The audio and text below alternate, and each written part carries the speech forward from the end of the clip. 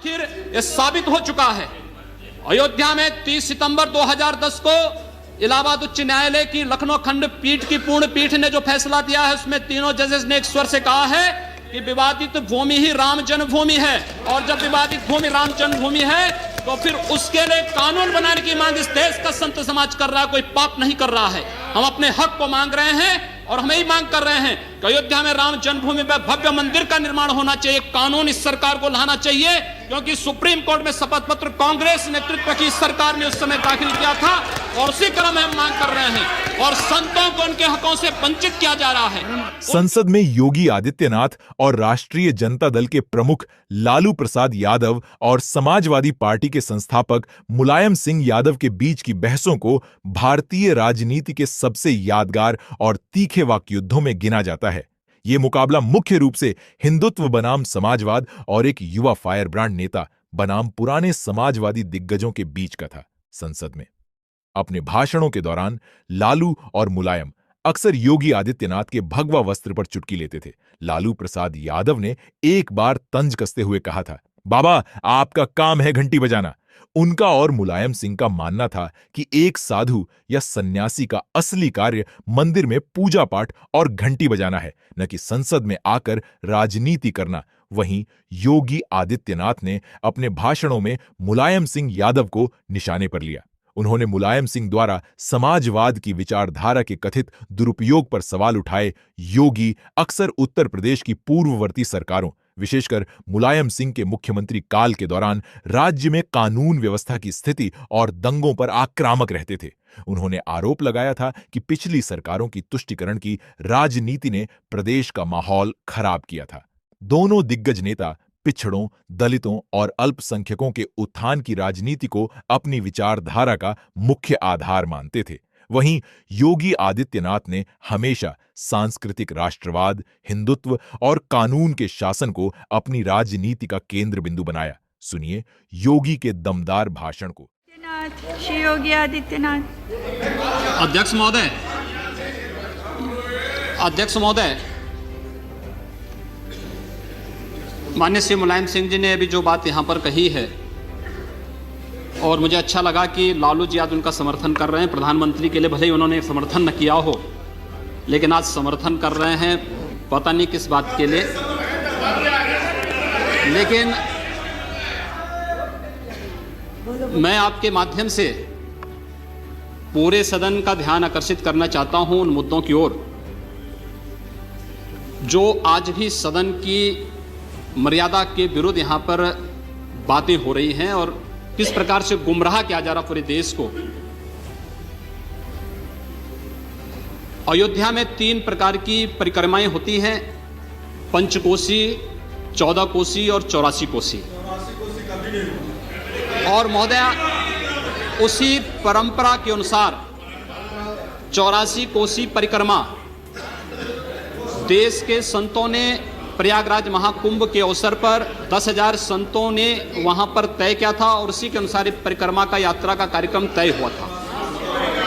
महोदया, मैं स्पष्ट कर देना चाहता हूं कि अयोध्या में श्री राम जन्मभूमि, जिस पर माननीय उच्चतम न्यायालय ने इलाहाबाद उच्च न्यायालय की खंडपीठ के निर्णय के बाद स्थगनादेश दिया है, उससे 25-30 किलोमीटर दूर बस्ती जनपद के मखोड़ा नामक स्थान से, जहां पर महाराज दशरथ ने पुत्रेष्टि यज्ञ किया था, उस स्थान से इस परिक्रमा यात्रा को प्रारंभ होना था और विशुद्ध धार्मिक यात्रा थी। इसमें किसी राजनीतिक दल का कोई हस्तक्षेप नहीं था। बिल्कुल 200-250 संतों को इस यात्रा में चलना था और 13 सितंबर तक ये 20 दिन की यात्रा है। लेकिन जिस प्रकार से धार्मिक स्वतंत्रता के मौलिक अधिकार पर उत्तर प्रदेश सरकार ने प्रहार किया है, महोदय, पहली बार ये देखने को मिला है कि लगभग 2000 से अधिक संतों को गिरफ्तार किया गया है और पूरी तरह अपमानित किया गया है।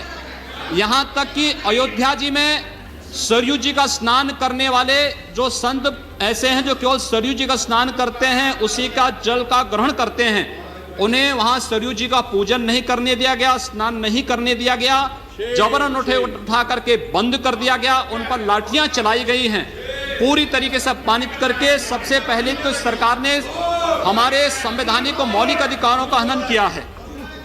दूसरा, जहां तक स्थगन आदेश की बात है, मैं याद दिलाना चाहूंगा, इस देश के अंदर सेकुलरिज्म के नाम पर राजनीति करने वाले उन सभी दलों को 1994 में कांग्रेस नेतृत्व की ही सरकार ने सुप्रीम कोर्ट में एक शपथ पत्र दिया था और ये कहा था कि अगर तय हो जाएगा कि अयोध्या में विवादित जो ढांचा था वह ढांचा किसी हिंदू मंदिर या स्मारक को तोड़ करके बनाया गया है तो हिंदू भावनाओं के अनुरूप कार्य होगा।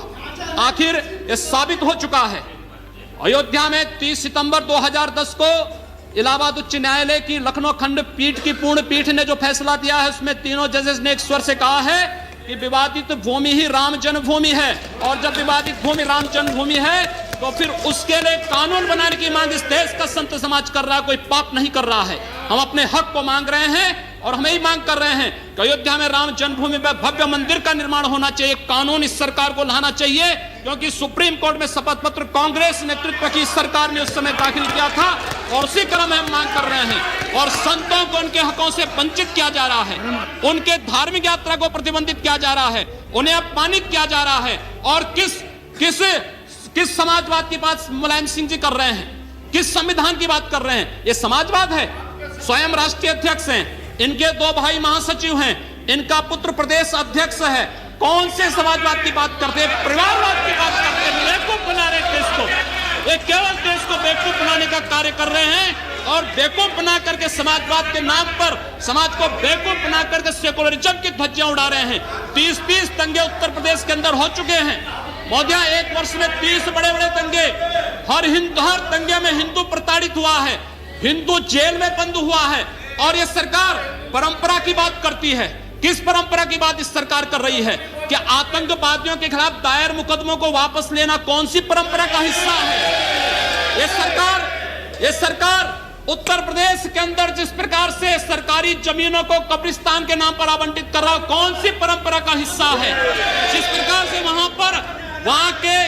वहां के गरीबों, वहां के पिछड़ी जाति, वहां के अनुसूचित जाति के हकों पर डकैती डला करके ये सरकार जिस प्रकार से जंगल राज कायम की उत्तर प्रदेश के अंदर, आखिर वो किस परंपरा का हिस्सा है? और इसीलिए मैं आज के इस माध्यम से आपसे अनुरोध करना चाहूंगा, उत्तर प्रदेश सरकार ने उत्तर प्रदेश के अंदर हमारी धार्मिक भावनाओं का अपमान किया है, संतों को अपमानित किया है।